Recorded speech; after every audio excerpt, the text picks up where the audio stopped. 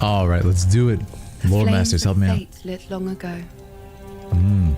It's evoking Apollo. A priestess born in a lunar eclipse sees what others never will. To anchor the future of Septimont. Amazing. From that moment on, the life of Juno was thus ordained. I love it. It's a great intro. It has a religiosity to it. It has a gravitas to it. It's evoking Apollo, the Greek god, who also is an archer. A priestess born in a lunar eclipse. Like his sister Artemis.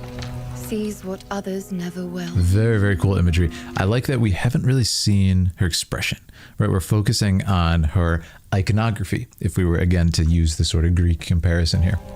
And we're seeing the importance of this bow, the importance of that imagery that evokes the god, hence the iconography. Born in a lunar eclipse. But I really like this. Yeah, the priestess born. A priestess sees what others never will. Sees what others will never see, evoking the oracle at Delphi. The oracle at Delphi, if you are familiar with the myth of Apollo. He's actually one of the sort of hero gods of Greek mythology. He also kind of does some really epic stuff as he establishes that oracle, slays a serpent, and kind of lays it down. So it's interesting that they're also using the imagery and the idea of seeing the future of an oracle. So I think the Greek sort of imagery is really going to be leaned into here. But I love that consistency that they've chosen. Anchor the future again, not seeing her face, her eyes, the emotion, it implies a lot of things. Maybe duty is kind of keeping her from being able to indulge in her own emotions. Maybe she's kind of forced to be like that, sort of stoic. Look at that skill. From that moment on. And there's the eyes. The life of Juno was thus ordained. Really nice reveal. As the prophecy foretold, I seek the threads of causality. Threads, again, focusing on the Greek, the threads of fate, moros, doom, fate, like that. We're really focusing on this sort of imagery very heavily. So it seems like that was a good thing to pick up on here. Let's see how much they go into it.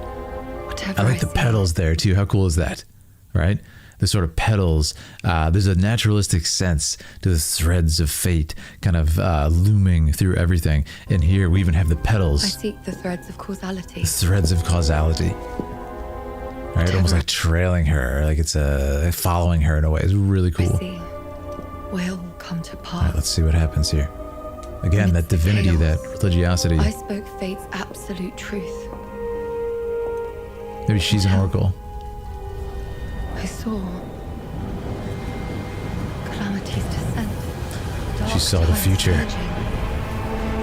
Wow. Civilization into the void. Septimon's doom. And our final hour. Wow.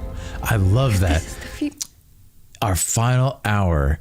This sort of there's a sort of loneliness to any oracle, right? They're going to see the future. And it reminds me of Cassandra again from the Trojan cycle. Who she's her curse is she's doomed to see the future. This is actually again related to, I believe, Apollo. Yeah, I think it's Apollo. Correct me if I'm wrong on this. In the Trojan cycle, she denies Apollo to lay with him. She doesn't want to do it. So Apollo says, "Oh, okay, you're always going to see the future, but no one's ever going to believe you." And it's such a brutal, horrible curse, and especially how it plays out the rest of her life with Agamemnon and Clytemnestra and the Oresteia and all that stuff. But what's really cool here is, look at this loneliness evoked. It's as if no one's going to believe her. She's just looking at a wall, and she's just seen this calamitous, horrible future. And I wonder if anyone's even going to believe her. Right, so that would be a cool way to take this, since they're so heavily leaning into the Greek. It's the only reason I'm bringing up all this stuff. Let's see. But I love the imagery of, we kind of get this splash of color. Look at this. This is gray, kind of white. Even her outfit is very white, and then this just fiery, smoky inferno before she kind of comes out of that. Amazing imagery. Septimon's doom. So that's maybe the city. Final hour. Okay. Wow, and what a lonely image is. Just even in the frame, to talk about the sort of artistry of it. Look at the composition, right? Massively. The 2/3, actually more than 2/3 of the screen is taken up by this just massive wall, and she's almost trapped over here, right? She's very tiny in comparison, so it's a great composition. If this is the future in its entirety, how am I to relay it? Will they believe her? Or is she going to say, we're all going to burn? Like, it's not. The closer I approach the deathly quiet, The loneliness, see the quiet. the more I observe, the clearer the unthinkable end becomes. Wow. If such cruelty awaits, Yep. what value remains to speak of? Awesome. Whoa. Okay. This could be her What are you drawing? as a child. The great priestess saving Septimont, of course. But I've never seen such an ending. Whoa. Okay. So what? There's a possibility. Who says you can only draw what you've seen? I love that. Isn't it up to you how it should be? Yeah, it's her, right? Here, give it a try. And listen to the musicality now. Wow. Okay. Beautiful image. Beautiful, beautiful image. Look what's happening here, guys. Do you see it? The shadow is one, right? It's a shadow of her. It's her younger self. And look, their shadow leads and becomes one. It's so cool. Man, what a really nice detail. Really, really nice detail. They place the light just perfectly, which is off screen here, to cast the shadow so they combine into one. Oh man, that's great filmmaking. That's so fun. Amazing attention to detail.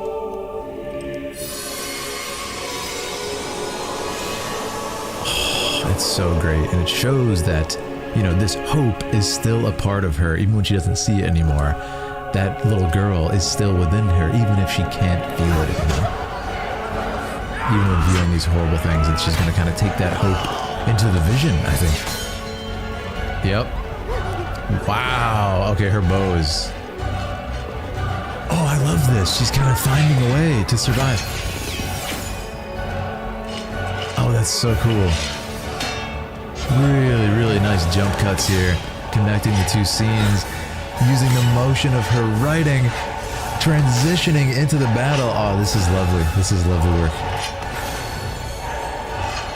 Yes, yes, yes, yes. The fighting is following as if she just struck them. Let me make sure we're at full quality. Oh yeah, this is not going to stand. We gotta max out the quality. Look at this. As if they were struck by that hit. That's so fun, man. And now it breaks. Okay, so we're gonna have a little bit of conflict, even though we've had this sort of resolve. But I love that twist on. Whoa. Okay, this is.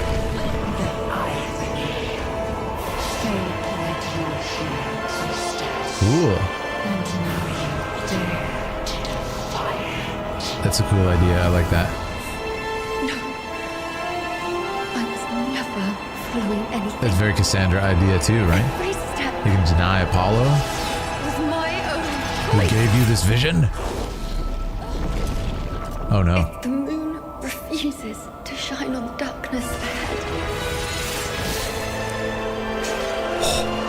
It's up to me. Oh, the music is so victorious now. And release it where I choose. Wow. The music is so glorious. The flames of fate lit long ago. The gifted priestess would anchor the future of Septimont. Wow. From that moment on, my destiny was always mine Beautiful image, to man. define. Yeah, she just like, it's as if she was looking into the future The priestess would anchor and the mere future of possibility. She's wrestling with the possibility of this outcome. And then she found a way, she found a path to follow that would sort of free them from this future. And then it's as if From that moment on, that reality My is destiny. just changed. Just like that. And like dust, it's just gone.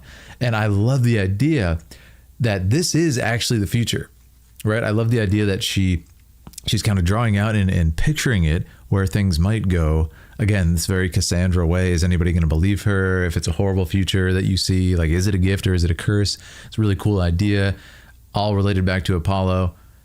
And then this is like, she is in the future and she found a way. Right, so we're kind of playing with the temporal nature of this scene.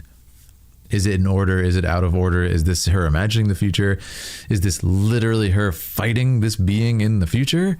Or is this her standing victoriously after she'd found a way for this never to happen at all? But then, of course, there's the sort of echoes of the war here. Yeah, really, really thought-provoking. I love that these questions is something that we can discuss now. I want to hear everybody's favorite shot, which has become a bit of a tradition in my videos here, and I love hearing everybody's comments. My favorite shot in this, I got to be honest with you, it's going to be this one. It was a very short shot, but there it is. Yeah, such a cool idea. It's so simple. It's not a particularly, ambitiously framed shot as far as the composition is concerned. It's a full shot with a wide lens and a pretty probably wide sense. It's not even framed in the top thirds, but that's because we've given space for that shadow to stand out. The real subject of the shot is the shadow. In fact, it's placed on the leftmost third of the screen right here as if she's the subject. This is where you should actually place the subject if we're following the rules of composition and painting. It's not there, right? So isn't that so fun? Well, as far as, where your eye is drawn. So I think that's really cool. And then to have her, kind of lit from this side so perfectly. So their shadow is one. It's a really, really cool idea, just in the basic sense of like, that's her, ladies and gentlemen, but also kind of deeper meaning, that person is within her still. And this hope that the child represents within her still lies, and that's gonna give her a way to kind of find a way to save the future of this place. But yeah, I thought that was really cool. Fantastic shot. And yeah, definitely my favorite. What do you guys think? It's crazy though, like, man, it's so cool that this is why I love art. Like when you kind of know about art, like in this case, I was like, oh, a bow, it could represent Apollo. I just randomly said that. I had no idea what this video was. And then the fact that it's so related, I was like, okay, they talk about the future, definitely leaning to Apollo. And it's this whole oracle idea. It's just so fantastic. And that's what's really cool. You can tell they're putting the thought into it is, art echoes back through history. And there's always a kind of person that came before you and explored ideas. And, obviously it's possible to have original ideas, but, the sort of depth of humanity and the thought that has occurred in the art that's been creative and the wonderful history of humanity, you can always kind of have the echoes of ideas going back all the way to, thousands of years ago, which in this case is still being explored today, 3,000 years later or more. And that's such a cool idea. So anyways, I'd love to hear your favorite shot. Make sure to subscribe if you're new. But yes, this was a lot of fun, and I will talk to you guys very soon.